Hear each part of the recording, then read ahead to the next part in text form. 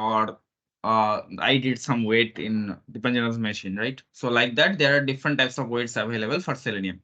So thread.sleep is not a Selenium specific weight. It's work from the Java basics. Okay. So we say in Selenium weight, there are two types of weight. One is hard weight and one is soft weight. So hard weight is basically the thread.sleep. Okay. Because it doesn't matter what is happening. It would be always stopped there for that many milliseconds. Like the execution will be stopped or paused for that time. But soft weight, that is Selenium specific. Okay, this comes from Java. Okay, it's not Selenium. It comes from Java. Even when you are writing a if condition for Java, you can put the thread.sleep there. It's not Selenium specific. But soft weight soft weight comes from Selenium library itself. So there are three softwares in Selenium library. One is implicitly weight, or we say implicit weight actually. Let's do implicit weight. Second is explicit weight. Third is frequent weight.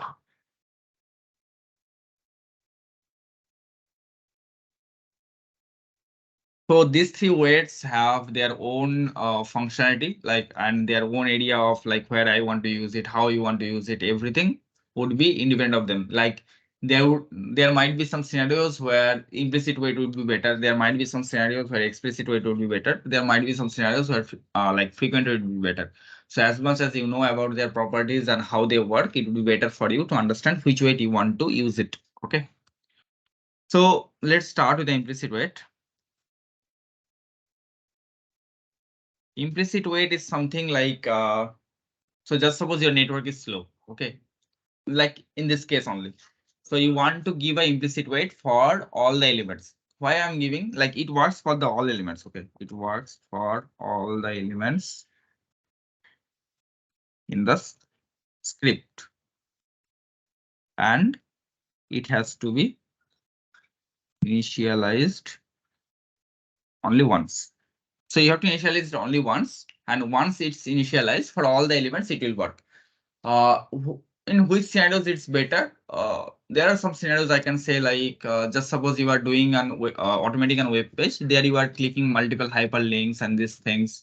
So after opening an hyperlink, another tab will open, or maybe another portion of the web page will get extended and things will open there. Because your network is slow, overall, these things are taking time. Okay, multiple clicks, the button clicks, the drop down, data loading, these things are taking time. You can try with implicit weight, but still there are better weights, like explicit and frequent are better than implicit.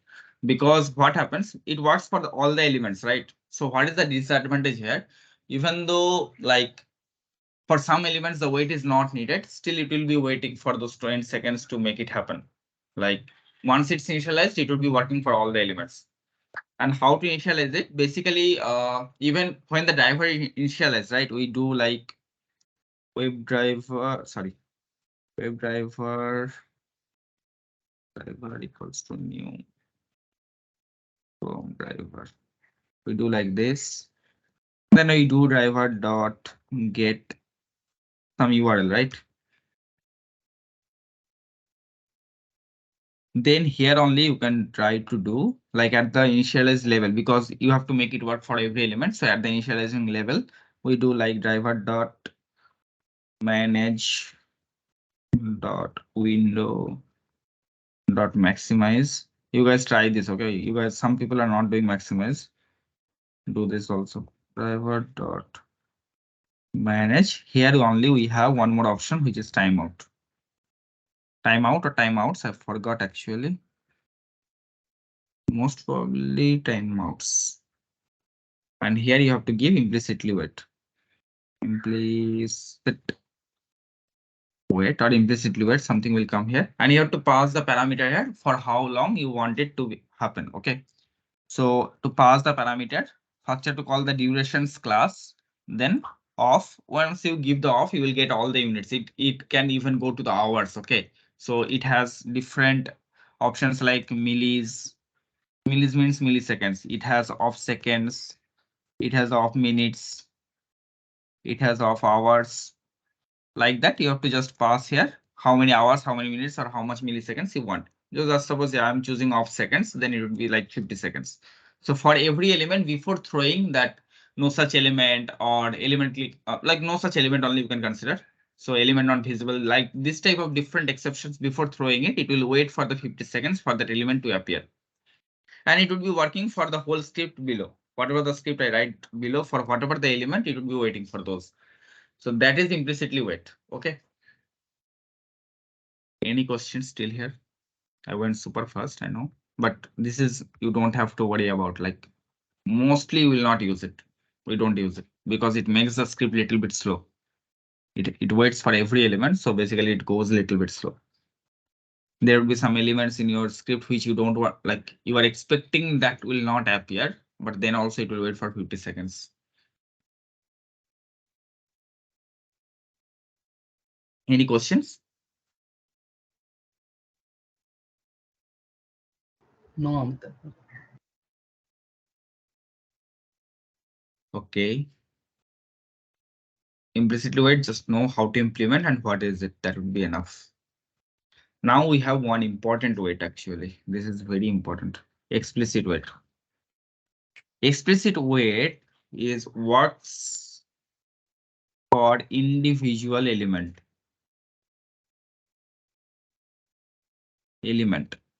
and with their expected condition. What do you mean by for individual element and expected condition? I'll show you this from the ID actually. So what happened? Just suppose you are working in a web page. Listen this carefully. Okay, you are working in a web page. There would be some elements which you want to disappear, or you have to wait until that element is appeared again, or you want the alert to be appear. Until unless the alert is appearing, you can't do anything, right? The alert which comes here, the Google wants to your location, allow lock, like that alert I'm saying. There will be some elements which you want to be visible first, then only you can do something, right? There will be some elements where the checkbox, first you have to check if it's enabled or not. If it's enabled, then only you can make the checkbox again disable. So like that, for individual elements, it works like that. Okay, for individual element, there would be different expected conditions. So how it works, if I open my ID, I think there are some here. I have here, but 1 second. Where from I can show you. Doing here. Yeah, correct. So I'll show you from here. Okay, this should be tough to show. 1 second. Yes. You're showing actions class here, right?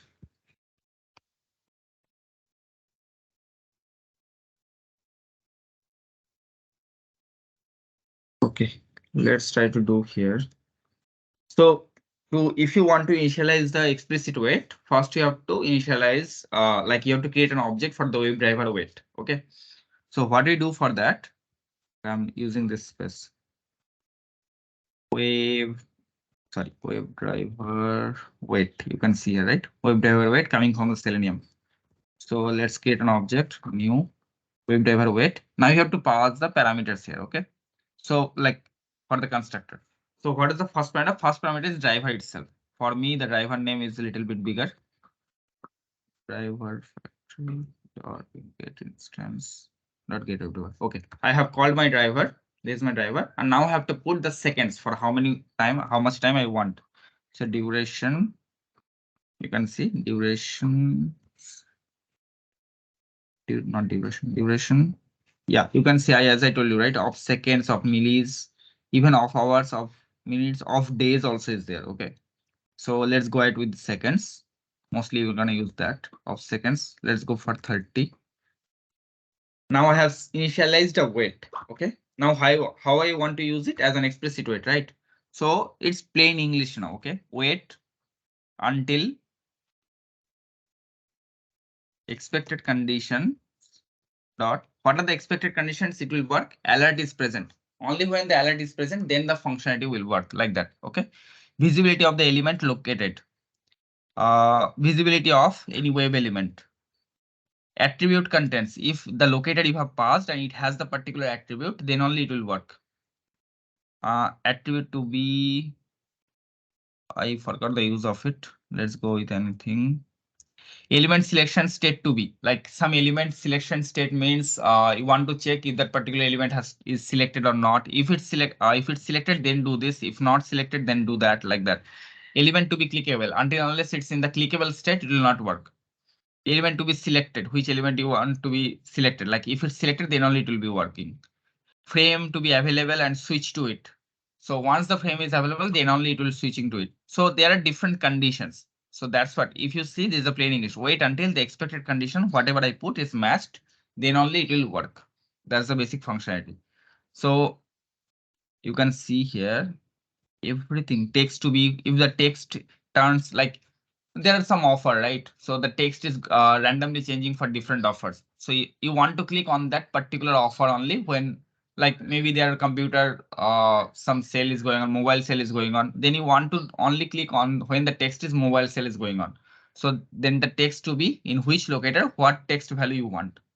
Then only it will be waiting till there. Then you can do your operation again. Until unless that condition is satisfies, it will be waiting. That's the basic point. And it's for a particular element. I'm saying again, it works for a particular element actually. Okay. So you have to use it like this. Visibility of all elements. So until unless all the elements of the web page is located or has been loaded, it will be waiting for that.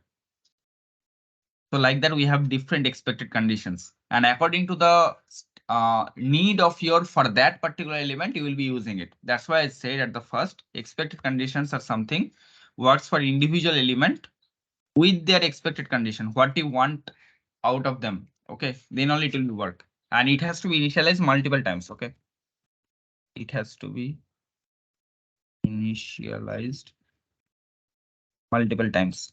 Multiple times means it's not like you have to create the object multiple times, but that wait dot until, sorry, yeah, until expected condition. This one will come multiple times. Okay, because every element will have the different expected conditions, right? So this line will be coming multiple times, but the object creation you can do at the global level. It will be available throughout your class. It would be easy for you.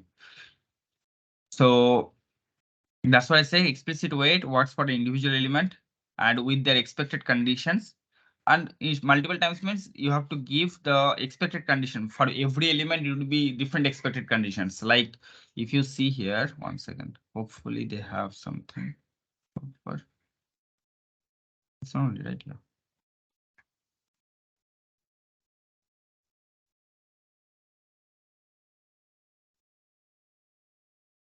Yeah, wait for visibility 1 to 10 seconds.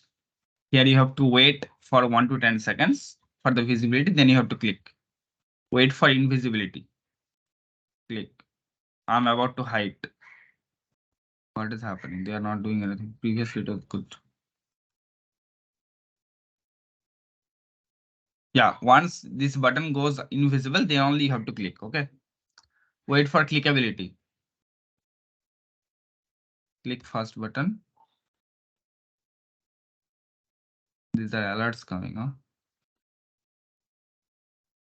Second, click first button.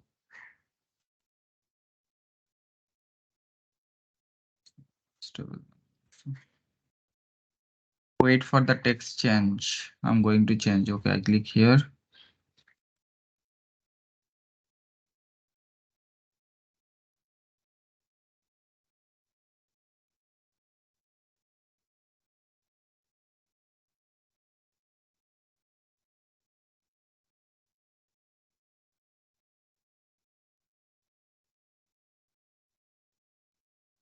Yeah, the text got changed.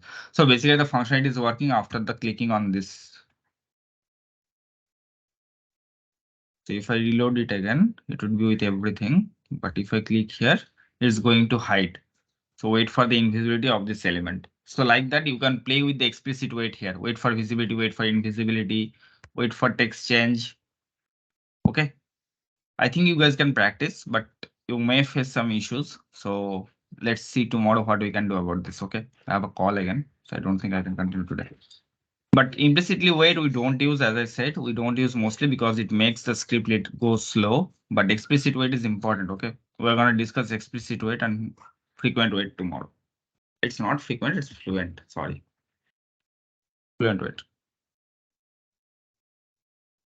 We'll discuss about it tomorrow.